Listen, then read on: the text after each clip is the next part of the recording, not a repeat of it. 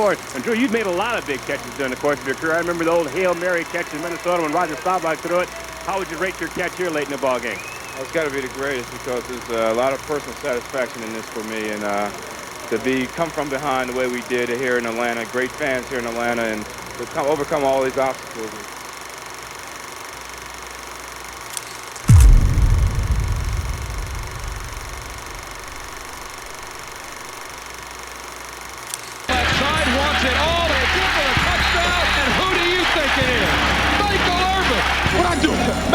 Nothing but make plays, baby.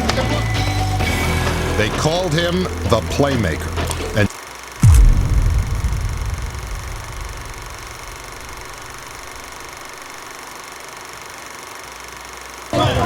you can't guard me. You can't guard me. You can't guard me. Here we go.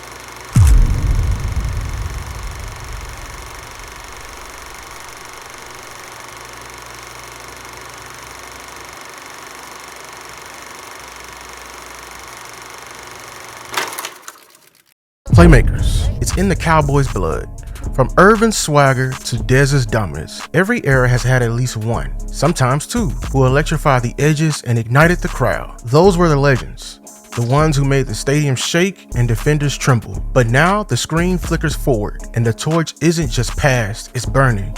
Because of this new group, they don't just walk into the footsteps of Irvin, Dez, and Pearson, they're sprinting forward to something bigger. This isn't a sequel, it's a resurgence. This is a position groups that brings jolt, is gravy on top, the escape hatch when your offense needs ignition. In Dallas, wide receivers aren't just pass catchers, they're explosives. And in 2025, they're absolutely loaded. Two young superstar edge threats, a crowd of hungry playmakers behind them. Brian Schottenheimer hasn't just been handed weapons, he's got a whole arsenal. Make no mistake, the passing game is the Cowboys' calling card, but Schottenheimer knows the only way to keep it dominant is to protect it. How? Lead with the run. Establish physicality on the line of scrimmage so defenses can't play you left-handed. It's all about marrying the run with the pass. Clayton Adams and running back coach Derek Foster have been echoing that. Run concepts that manipulate eyes, keep safeties honest, and open up those lethal passing lanes. We don't run to control the clock. We run to keep our biggest weapon, the air attack, unguarded and always open. This group has a new voice.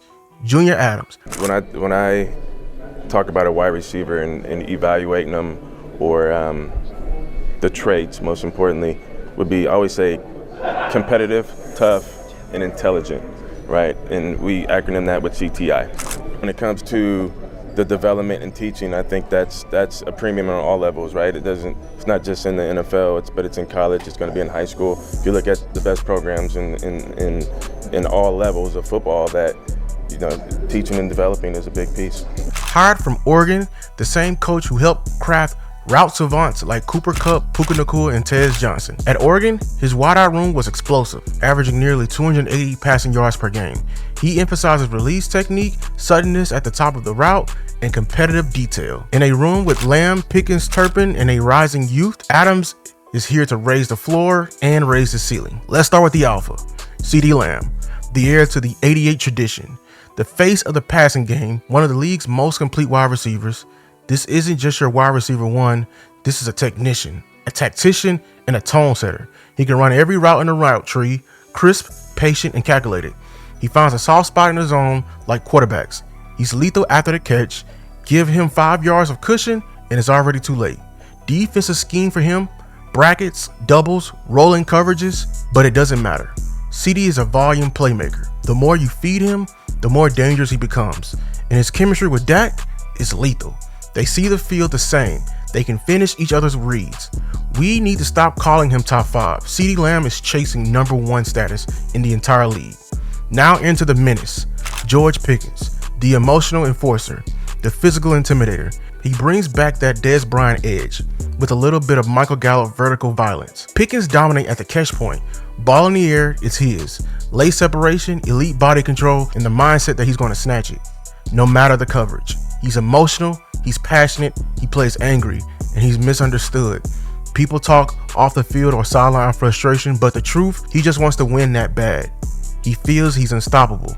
and now he has a quarterback to prove it. This is the best offensive situation he's ever been in. He's in a contract year, and he's out to torch every narrative in his way. Together, Lamb and Pickens don't form a hierarchy, they form a storm. This isn't wide receiver 1 and wide receiver 2, it's 1A and 1B.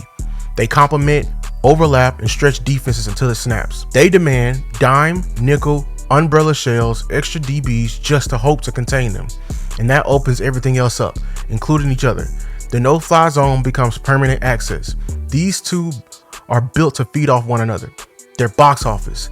They're the best wide receiver duo in Dallas since Irvin and Harper, and they're still getting better. And right behind those apexes is the Sparkplug, KaVontae Turpin. Electric, twitchy, dangerous with space, and devastating in isolation. Turpin is a walking mismatch. He's clocked the fastest in-game speed in the entire NFL last year on a slant. Let that sink in. He's an all-pro returner and a nightmare in motion. And now, with Lamb and Pickens stretching the field, Turpin finally gets to play in space. Not out of desperation, but by design. Schottenheimer has had players like this before.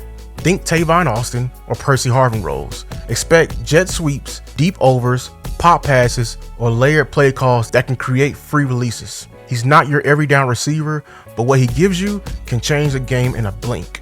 Now there's a name that no one's talking about enough. Jonathan Mingo. The size, the strength, the frame to win through contact, and the toughness to live over the middle. At Ole Miss, he flashed. In Carolina, he vanished, buried behind backup quarterbacks in a sputtering system. But now, he's finally with a quarterback who can elevate him, Dak Prescott. Mingo's a sneaky, sharp route runner. He can sell stems, break down DBs with leverage, and finish catches in traffic. He might just be the breakout no one saw coming, but everyone will feel by mid-season. Tolbert enters a critical contract year. He's no longer expected to carry the wide receiver 2 load, but that might be the best thing for him. What he's good at, he's a smooth vertical mover with soft hands, solid long speed, and great sideline awareness. He's led the team in wide receiver touchdowns last year for a reason. He shows up when it matters most. What he needs to work on, he must improve his route sharpness and release consistency. And he can consistently separate on one-on-one and become a more complete blocker. He'll earn serious reps in the offense. Now let's talk about the depth, because behind the stars are the grinders fighting for their final wide receiver spots. And they're just not camp bodies. These guys have talent, traits, and potential, but they'll need to fight for every rep. Ryan Flournoy. Flournoy is the classic big-body boundary receiver, a second-year player with upside and a frame you can't teach. What he's good at, physical through contact, wins in the air, and can box out defenders like a power forward. What he needs to work on, route refinement. He'll need to sharpen his cuts and expand his tree to earn a spot behind Pickens. Holden comes in with a built-in connection to Coach Junior Adams from Oregon, and that's no small thing. What he's good at, reliable hands, excellent body control on timing routes, and he understands how to run spacing concepts within a structured passing game. What he needs to work on, separation at the top of the routes. He isn't the fastest guy, so he has to be a technician in small spaces and to win consistently. Jalen Brooks has been on a bubble since day one. What he's good at, solid frame and flashes of reliability in short area throws. What he needs to work on is consistent value on special teams and become a better route efficiency, and also become a more physical blocker. Jalen Moreno Cropper. Cropper is a camp darling, always flashing, always twitchy. What he's good at, quick acceleration off the line, crisp breaks, and separation in practice. What he needs to work on, turning practice flashes into game day plays, especially versus physical DBs. Paris Campbell, the veteran of the bunch. What he's good at, field stretching speed. He can keep safeties honest and open underneath windows. What he needs to work on, health and consistency catching the ball. Josh Kelly is a smooth operator from Texas Tech. What he's good at, great footwork, toughness over the middle, and zone awareness. What he needs to work on, play speed and separation against NFL level defenders. Kelvin Harmon.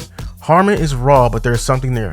What he's good at, straight line speed, physicality at the top of the routes, but what he needs to work on is the route tree diversity, hands, and special teams value. This is the strongest Cowboy receiver corps we've ever seen over a decade.